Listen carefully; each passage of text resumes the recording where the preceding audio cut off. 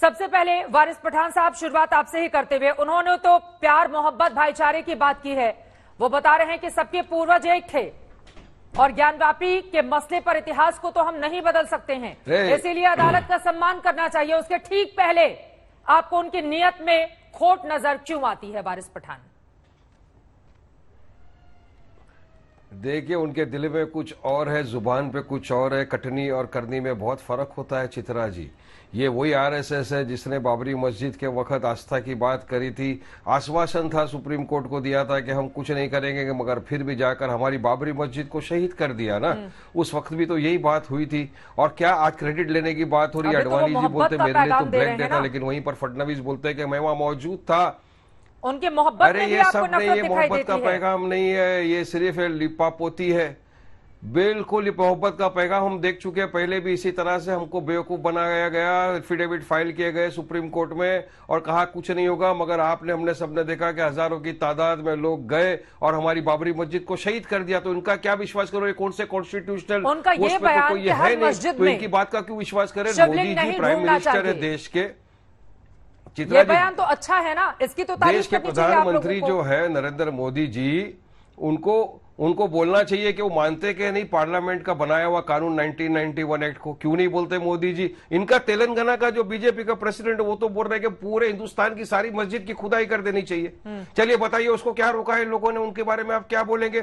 कहा ना भाजपा के प्रेसिडेंट जो इनके तेलंगाना के, वो हिंदुस्तान की सारी मस्जिदों की खुदाई कर देनी चाहिए। अरे इस तरह से आप करोगे, आपके फुट सोल्जर्स तो आपकी सुनते नहीं है ना, संघ की सुन रहे हैं। लोगों ने कहा था मोदी जी ने। उसके पहले वारिस पठान जी, अगर कहीं से मोहब्बत का पैगाम आ रहा है तो नफरत भरे जवाब देना ये कहां तक जायज है? उनकी ओर से तो स्पष्ट तौर पर कहा गया है कि हर मस्जिद में शिवलिंग नहीं ढूंढना चाहिए। ये तेलंगाना के अध्यक्ष को भी तो जवाब हो सकता है ना। ये तो हर उग्रवादी, हर जो संगठन है जो उग्र विचारधारा को लेकर आगे बढ़ते हैं, मुसलमानों के प्रति घृणा भरे बयान देते हैं, सबको चुप कराने की कोशिश की गई है ना उनकी ओर से। नहीं, पर उनको ये संवैधानिक पौधे के ऊपर है, कौन सुनता है इनकी बात? चलिए बताइए। मॉब लिंचिंग के ऊपर मोदी जी ने, आरएसएस संघ प्रमुख ने कहा था कि ये नहीं होना चाहिए, मगर फिर भी हो रहा है। ये तो हमेशा से मुसलमानों को भी चैलेंज करते आ रहे, तो हमने तो बताया ना। 65,000 साल पुरानी हिस्ट्री उठा के देख लीजिए आप, कौन है हिंदुस्तान के अंदर। आज हमारे पार्टी के प्रेसिडेंट असद ओवैसी साहब ने 17 ट्वीट किए, 17 पॉइंट्स उन्होंने बताया। अगर एक एक पॉइंट देने जाऊंगा तो यहाँ पे टाइम हो जाएगा मेरा, चित्राओं जी। लेकिन आप समझिए, हर पॉइंट के अंदर उन्होंने संविधान के दायरे में रहकर अपनी बात रखी है और क्लियर कट फैक्चुअल बात रखिए कि इनके ऊपर इस तरह से विश्वास नहीं किया जा सकता, क्योंकि हम देख चुके हैं, हम भुगत चुके हैं। हमको ऐसा लग रहा है क्या ज्ञानवापी में भी इसी तरह का करेंगे जो हमारी बाबरी मस्जिद के वक्त किया था इन लोगों ने? सुधांशु जी हमारे साथ आ चुके हैं। लग गई है कि उस टाइम भी सही था। जो आरोप आपने लगाए हैं मैं सीधे जवाब ले लेती हूं। सुधांशु त्रिवेदी जी, अगर वारिस पठान को आपने सुना हो, उनके एक एक सवालों का जवाब दीजिए। और मोहन भागवत जी के शब्दों से क्या यह साफ तौर पर स्पष्ट होता है कि नफरत फैलाना बंद कीजिए? ये बातें तेलंगाना के बीजेपी अध्यक्ष जैसे तमाम नेताओं को समझाएगी बीजेपी, सुधांशु त्रिवेदी जी, कि हर मस्जिद में शिवलिंग ढूंढने की कोशिश बंद की जाए? देखिए, मैं वारिस पठान जी की पूरी बात तो नहीं सुन पाया, अभी अभी ज्वाइन किया हूं, परंतु जो बात मोहन भागवत जी ने कही है उसमें किसी प्रकार का कोई कंफ्यूजन की संभावना नहीं है। संघ का कार्य है व्यक्ति निर्माण। श्री राम जन्मभूमि आंदोलन संतों का आंदोलन था, श्री राम जन्मभूमि न्यास समिति के द्वारा था, संघ ने उसका समर्थन किया था।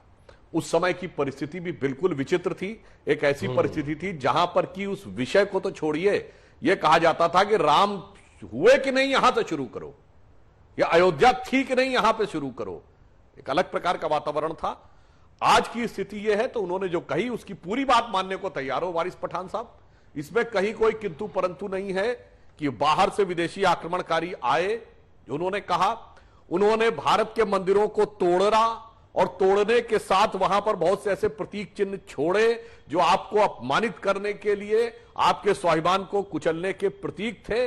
बिल्कुल सही बात है, आप पुरानी बात को भूलने को तैयार हो, आगे की बात छोड़ने को तैयार है। अगर छोड़ने को आप तैयार नहीं तब समस्या आती है। जैसे आज के जर्मनी में कोई कहे कि Adolf Hitler, Rudolf Hess. Mohan Bhagwat ji का तो इशारा सीधे सीधे ऐसे ही नेताओं पर था कि हर मस्जिद में शिवलिंग देखना बंद कर दीजिए। लागू होगा इन नेताओं पर?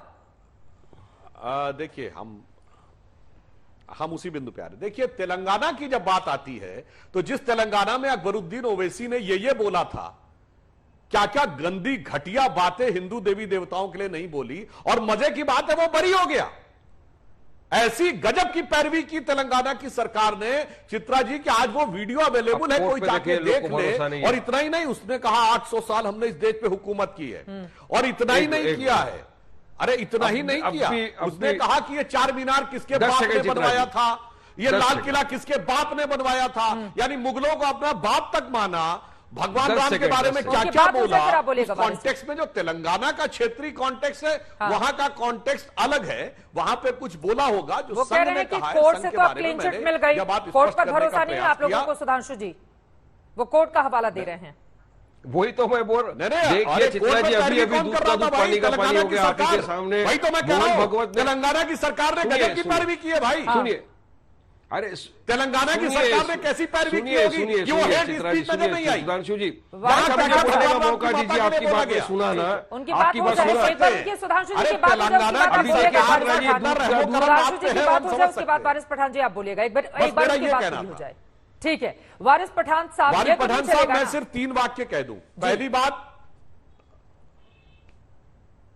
मैं सिर्फ एक वाक्य कह दूं, यह अकबरुद्दीन ओवैसी ने बोला था कि नहीं हमने 800 साल इस देश पे हुकूमत की, हमने का मतलब क्या था, और ये उसने जो बोला था कि नहीं कि चार मीनार क्या तुम्हारे बाप ने बनवाया, क्या लाल किला तुम्हारे बाप ने बनाया, ये बाप का मतलब क्या था और किसके बाप से मतलब क्या था, इतनी देश की जनता भोली नहीं है कि सीधे सीधे मुगलों को बाप मानने वाली बात।